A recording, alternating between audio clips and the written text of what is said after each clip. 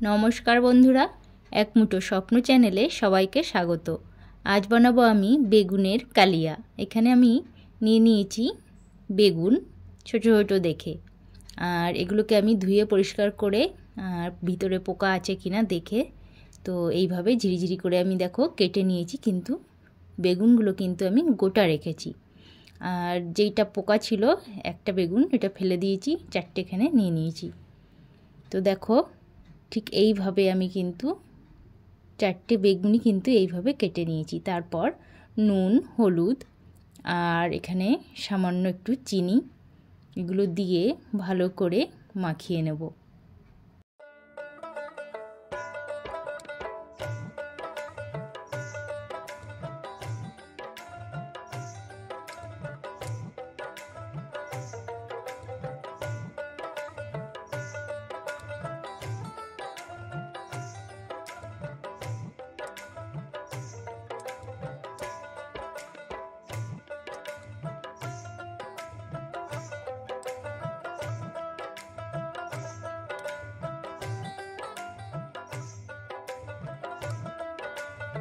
এখানে নুন, হলুদ, চিনি ভালো করে মাখিয়ে নিয়ে এবার এটাকে আমি সাইডে 10 মিনিটের জন্য ঢেকে রেখে দেব।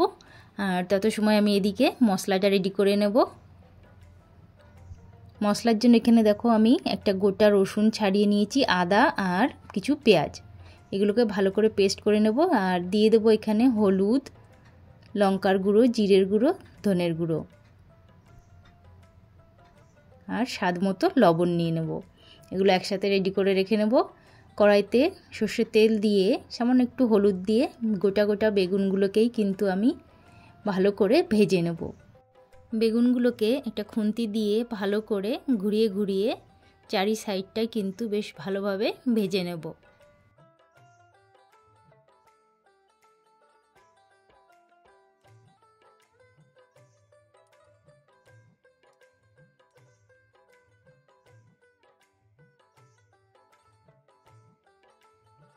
বেগুনগুলো ভাজা হয়ে গেলে চারি সাইডটাই এবার একে একে সব তুলে নেব।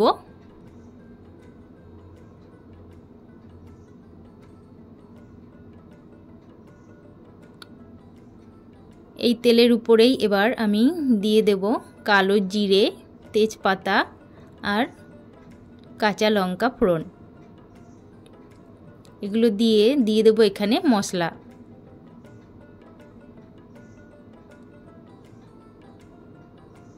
মশলা দিয়ে ভালো করে একটু নেড়ে চেড়ে নেব। তারপর এখানে দিয়ে দেব একটা গোটা টমেটো কুচি।